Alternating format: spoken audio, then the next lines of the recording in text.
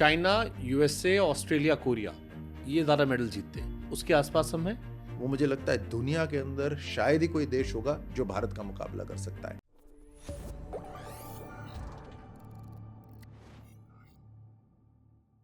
China, USA, Australia, Korea ये ज़्यादा medal जीतते हैं, जैसी फैसिलिटीज़ ये दे रहे हैं उसके आसपास हम हैं।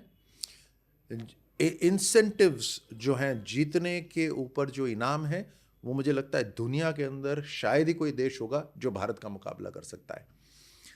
अब बात आती है तैयारी की, उसके अंदर भारत अब कम से कम नहीं तो टॉप 10 राष्ट्रों के अंदर होगा जहां तैयारी के अंदर हम समर्थन कर रहे हैं। और जैसे मैंने कहा ये तो अभी शुरुआत ही हुई है, अभी धीरे धीरे और माहौल 2036 ओलंपिक्स हम भारत में कराना चाहते हैं, इससे एक बहुत बड़ा बदलाव आएगा भारत में। बच्चे देखेंगे तो इंस्पिरेशन जगेगी तो फिर तैयारी खेलना शुरू कर हर देंगे। राज्य को तैयारी के अंदर जुट जाना चाहिए अभी से,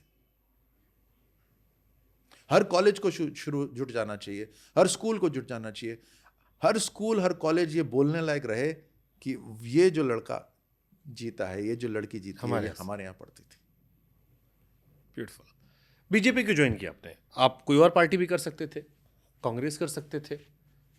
सचिन पायलट साहब भी शायद आर्मी बैकग्राउंड से ही हैं। उनके फादर आर्मी में थे और वो खुद टेरिटोरियल आर्मी हाँ, तो वो कांग्रेस में है, आपने बीजेपी ज्वाइन क्यों की? या बीजेपी ने ऑफर दिया तो टिकट ले लिया? नहीं, ऐसा नहीं था।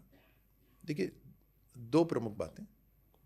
एक तो, और मैं फिर ये इसलिए नहीं कह रहा क्योंकि मैं बीजेपी में हूं, कांग्रेस के अंदर अगर आपका उपनाम है, आपका परिवार पहले से है, तो आप सीधे आपकी एंट्री हो सकती है, आप उस लेवल पे आ सकते हो।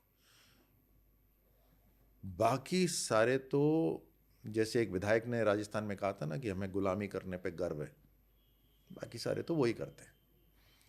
आप फॉडर हो आप वहाँ पर आप कार्यकर्ता बन के जा सकते हो, लेकिन अगर ऊपर तक पहुँचना है तो कांग्रेस के अंदर एंट्री नहीं है, वहाँ तो परिवारवादी है। जैसे विनेश फोगाट अभी गई थी, विनेश गई, जीत गई, सरकार नहीं बनी होती तो कुछ लोग कह रहे शायद मंत्री बना दिया थी। आप ये देखिए कि वो तो जीती भी नहीं थी ओलंपिक में, मतलब अनफॉर्चुनेट रहा वो कि वो जीतते जीतते रह गए, डिस्क्वालीफाई हो गई। आप देखिए कि कितने लोग हैं कांग्रेस के अंदर जो ऊपर के लेवल तक पहुंचते हैं और जिनके परिवार का कोई बैकग्राउंड नहीं। एवरेज देखिए, एवरेज की बात कर, बीजेपी के अंदर वो एवरेज बहुत लो है। होगा एक आधे उदाहरण होंगे लेकिन बहुत कम है।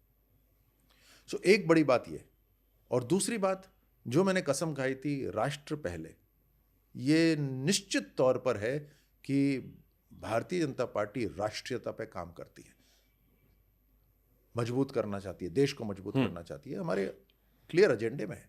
धारा 370 हटाना उसका एक उदाहरण है, उसका सबूत है कि हम राष्ट्रीयता पे बात करते हैं। नहीं तो बाकियों ने तो सोचा ही नहीं था धारा 370 हटाने का, जिसके कारण वहां पर हमारे फौजी साथी अपना बलिदान देते थे, उसका किसी ने सोचा भी नहीं था धारा 370 हटाने का। उदाहरण दे रहा हूं एक मात्र। तो राष्ट्रीयता का भाव वो और परिवारवाद ना होना। ठीक है। मुझसे कई लोगों ने कहा कि राजवर्धन सिंह राठौड़ साहब आर्मी बैकग्राउंड से हैं, रुतबा कैरी करते हैं, लेकिन जब पूर्व सैनिकों के हक की बात आई तो उन्होंने आवाज़ बुलंद नहीं की। वो भी पार्टी की लाइन में आ गए। खासतौर पर OROP के विषय में कहा गया, क्योंकि कई सारे पूर्व सैनिक कह रहे थे कि पेंशन की दरें जो हैं वो 2-2 साल में संशोधित, या कई और भी उसमें पॉइंटर्स हैं जिसमें कई पूर्व सैनिक अभी भी खुश नहीं हैं, वो विरोध कर रहे हैं। वो कह रहे हैं कि आप लोगों ने आवाज़ वैसे बुलंद नहीं की। वो आपके साथी से सहयोगी थे जिनके साथ आप लोगों ने दशकों तक साथ में दोस्ती यारी की, देश के लिए प्राण न्यौछावर करने को तैयार थे। 2018 तक भारतीय जनता पार्टी की सरकार थी राजस्थान के अंदर। उसके अंदर जिस तरह का आरक्षण सैनिकों के लिए था, उससे सब संतुष्ट थे। उसके बाद कांग्रेस पार्टी आई राजस्थान के अंदर, उन्होंने उस आरक्षण को बदल दिया, उसको पेचीदा बना दिया। उस पेचीदा बनाने की वजह से इनकी कई सारी वैकेंसियां मारी गई। राइट? तो कष्ट तो कांग्रेस से है ना। हम अभी आए, हमारे को 11 महीने हुए हैं, जिसके अंदर हम 2 चुनाव भी लड़ लिए, जनरल इलेक्शन। मैं देश के पॉइंट ऑफ व्यू बात कर रहा हूँ। नहीं, मैं आ रहा हूँ। हाँ, चुनाव 2 भी लड़ लिए, और हम लगातार उसकी बात कर रहे हैं जो आरक्षण हमारे, जो जिस तरह की फैसिलिटी, सुविधा इनके वेटरन्स के रिक्रूटमेंट के लिए होती थी, जो बीजेपी सरकार में होती थी उसको वापस लाने के लिए हम हर तरह से कानूनी भी कार्रवाई कर रहे हैं और जो हमारे को कानून बनाने राजस्थान के अंदर वो भी कार्रवाई कर रहे हैं। जहाँ तक बात रही पूरे देश की, तो देश में तो बहुत बड़े उदाहरण हैं। 40 साल तक जो 1 रैंक 1 पेंशन के लिए धक्के खा रहे थे सैनिक, उसको प्रधानमंत्री मोदी जी ने पूरा करा।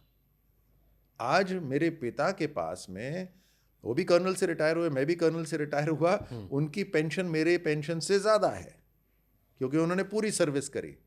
लेकिन आप ये सोचिए कि आज करीब 85 उनकी उम्र है और उन जैसे अनेकों जो सैनिक होंगे उनको आज अच्छी खासी तगड़ी पेंशन मिल रही है। वो पहले जैसे 30 हज़ार नहीं, आज के ज़माने में जो खर्च कर सकते हैं, सम्मान के साथ रह सकते हैं, वो पेंशन आ रही है। क्यों? क्योंकि प्रधानमंत्री मोदी जी ने, बीजेपी ने ये काम करा।